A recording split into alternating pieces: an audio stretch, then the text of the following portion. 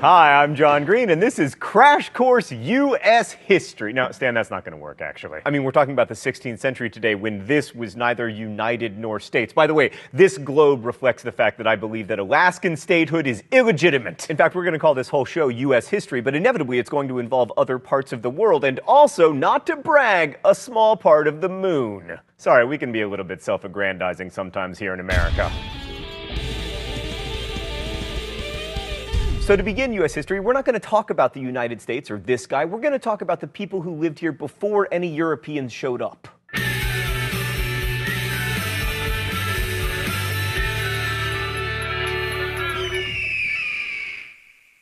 North America was home to a great variety of people, so it's difficult to generalize, but here's what we can say. One, when the Europeans arrived, there were no classical-style civilizations with monumental architecture and empires like the Aztec or the Incas. And two, native North Americans had no metalwork, no gunpowder, no wheels, no written languages, and no domesticated animals. However, they did have farming, complex social and political structures, and widespread trade networks. Mr. Green! So they were pretty backwards, huh? Well, I mean, or at least primitive. Primitive is a funny word me from the past because it implies a romanticization. These simple people who never used more than they needed and had no use for guns, and it also implies an infantilization. It's like you believe that just because you have a beeper and they didn't, they were somehow less evolved humans. But you can't see the human story as one that goes from primitive to civilized. That's not just Eurocentric, that's contemporary-centric. The idea that we're moving forward as a species implies a linear progression that just does not reflect the reality of life on this planet. I get that you like to imagine yourself as the result of millennia of advancement and the very pinnacle of humanness,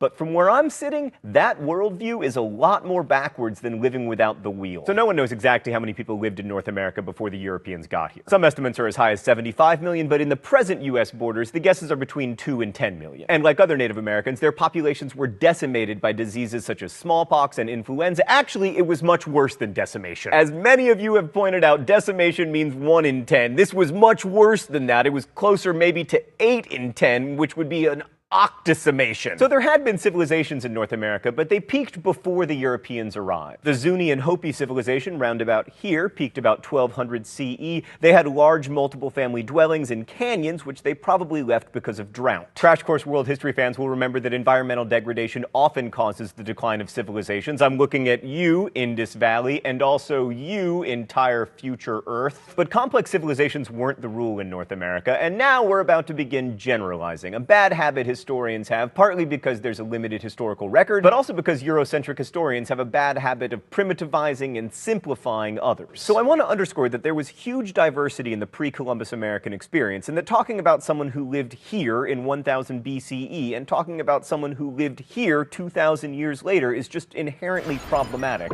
That said, let's go to the thought bubble. Most native groups in most places organized as tribes, and their lives were dominated by the natural resources available where they lived. So West Coast Indians primarily lived by fishing, gathering, and hunting sea mammals. Great Plains Indians were often buffalo hunters. These tribal bands often united into loose confederacies or leagues, the best known of which was probably the Iroquois Confederacy, also called the Great League of Peace. This was kind of like an upstate New York version of NATO, but without nuclear weapons or the incessant international meddling or Latvians. Okay, it was nothing like NATO, actually. Religion usually involved a vibrant spiritual world with ceremonies geared toward the tribe's lifestyle. Hunting tribes focused on animals, agricultural tribes on good harvests, and most Indian groups believed in a single creator god who stood above all the other deities, but they weren't monotheistic in the way that Christians who came to the New World were. American Indians also saw property very differently from Europeans. To First Peoples, land was a common resource that village leaders could assign families to use, but not to own, and most land was seen as common to everyone. As Black Hawk, a leader of the Sauk tribe, said, "The Great Spirit gave it to his children to live upon and cultivate as far as necessary for their subsistence. And so long as they occupy and cultivate it, they have a right to the soil." Thanks, Thought Bubble. So many of us tend to romanticize American Indians as being immune from greed and class, but in fact there were class distinctions in Indian tribes. Rulers tended to come from the same families, for instance. That said, wealth was much more evenly distributed than it was in Europe. And while most tribal leaders were men, many tribes were matrilineal, meaning that children became members of their mother's family. Also, women were often important religious leaders. Women also often owned dwellings and tools, although not land, because again, that idea did not exist. Also, in many tribes, times, women engaging in premarital scoodly pooping wasn't taboo. In general, they were just much less obsessed with female chastity than Europeans were. I mean, I will remind you, the first English settlement in America was called Virginia. The idea that Native Americans were noble savages, somehow purer than Europeans and untouched by their vices, is not a new one. Like, some of the earliest Europeans saw the Indians as paragons of physical beauty and innocent of Europeans' worst characteristics. But for most Europeans, there was little noble about what they saw as pure Indian savagery. I mean, Indians didn't have writing, they suffered from the terrible character flaw of being able to have sex without feeling ashamed, and most importantly, they weren't Christians. The Spanish were the first Europeans to explore this part of the world. Juan Ponce de Leon arrived in what is now Florida in 1513 looking for gold in the fabled Fountain of Youth. In 1521, he encountered a Calusa brave's poison-tipped arrow and died before discovering that the Fountain of Youth is, of course, delicious Diet Dr. Pepper.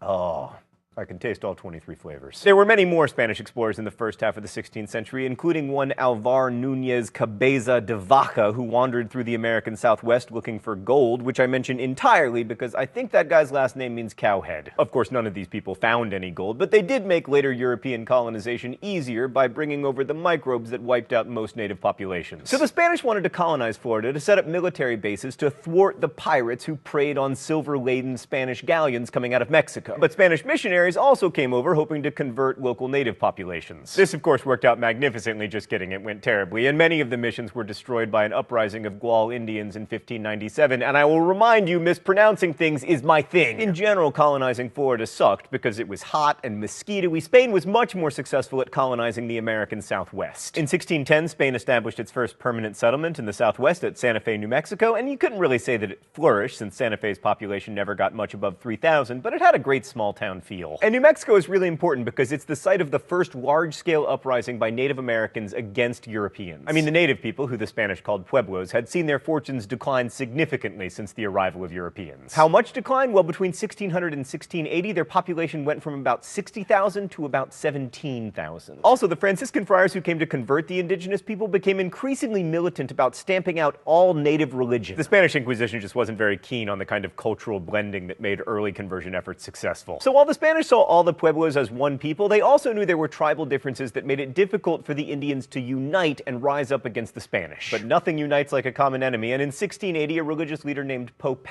organized an uprising to drive the Spaniards out. Pope organized about 2,000 warriors who killed 400 Spanish colonists and forced the rest to leave Santa Fe. So the Spanish colony in New Mexico was effectively destroyed. The pueblos tore down all the Christian churches and replaced them with kivas, their places of worship. But like most awesome uprisings, it didn't last. But after the revolt, the Spanish were much more tolerant of indigenous religion, and they also abandoned the forced labor practice called encomienda. Oh, it's time for the new Crash Course feature, the mystery document? How mysterious. The rules here are simple. I read and attempt to identify the mystery document. If I am right, I do not get shocked by this shock pen, and if I am wrong, I do. Okay, what do we have here? The Indians were totally deprived of their freedom and were put in the harshest, fiercest, most horrible servitude and captivity, which no one who has not seen it can understand. Even beasts enjoy more freedom when they are allowed to graze in the fields, but our Spaniards gave no such opportunity to Indians and truly considered them perpetual slaves. I sometimes came upon dead bodies on my way, and upon others who were grasping and moaning in their death agony, repeating, "Hungry, hungry." And this was the freedom, the good treatment, and the Christianity the Indians received. Well, that's nice. Okay, so the mystery document is always a primary source, and since the writer refers to our Spaniards, I'm gonna guess that he or she, probably he, is European, and a Spaniard sympathetic to the Indians, which narrows the list of suspects considerably. So it probably wasn't De Sepulveda, for instance, who argued that the Indians might not even be human. Okay, Stan, I'm actually pretty confident here. I believe it is from a short account of the destruction of the Indies by Bartolomé de las Casas. Oh, dang it! Oh, Stan just told me I have the author right, but the book wrong. It's a history of the Indies. Oh, I hate shocks, both literal and metaphorical.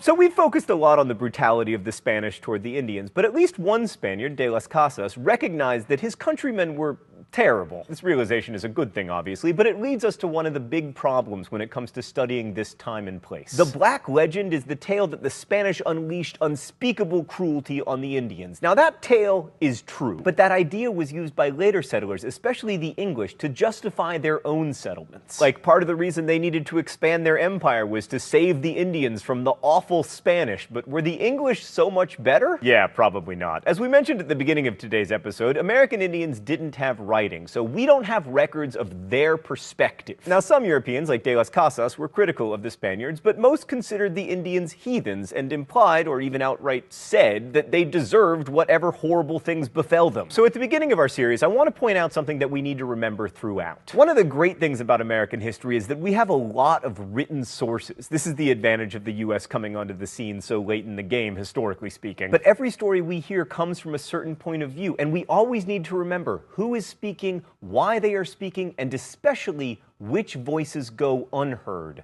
and why. Thanks for watching. I'll see you next week. Crash Course is produced and directed by Stan Muller. Our script supervisor is Meredith Danko. The associate producer is Danica Johnson. The show is written by my high school history teacher, Raoul Meyer, and myself, and our graphics team is Thought Bubble. If you have questions about today's video, you should ask them in comments. Everybody who works on Crash Course, as well as a team of historians, will be there to answer them. Thanks for watching. Please make sure you're subscribed to Crash Course, and as we say in my hometown, don't forget to be awesome.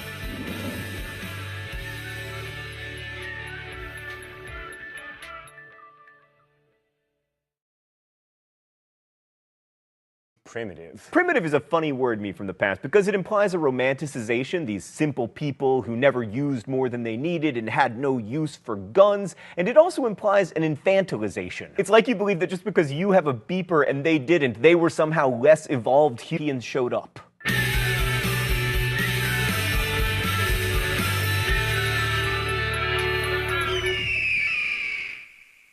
North America was home to a great variety of people, so it's difficult to generalize, but here's what we can say. One, when the Europeans arrived, there were no classical-style civilizations with monumental architecture and empires like the Aztec or the Incas. And two, native North Americans had no metalwork, no gunpowder, no wheels, no written languages, and no domesticated animals. However, they did have farming, complex social and political structures, and widespread trade networks. Mr. Green, Mr. Green! So they were pretty backwards, huh? Well, I mean, or at least... Hi, I'm John Green, and this is Crash Course U.S. History. Now, Stan, that's not going to work, actually. I mean, we're talking about the 16th century today when this was neither united nor states. By the way, this globe reflects the fact that I believe that Alaskan statehood is illegitimate. In fact, we're going to call this whole show U.S. History, but inevitably it's going to involve other parts of the world, and also, not to brag, a small part of the moon. Sorry, we can be a little bit self-aggrandizing sometimes here in America. So to begin U.S. history, we're not going to talk about the United States or this guy. We're going to talk about the people who lived here before any European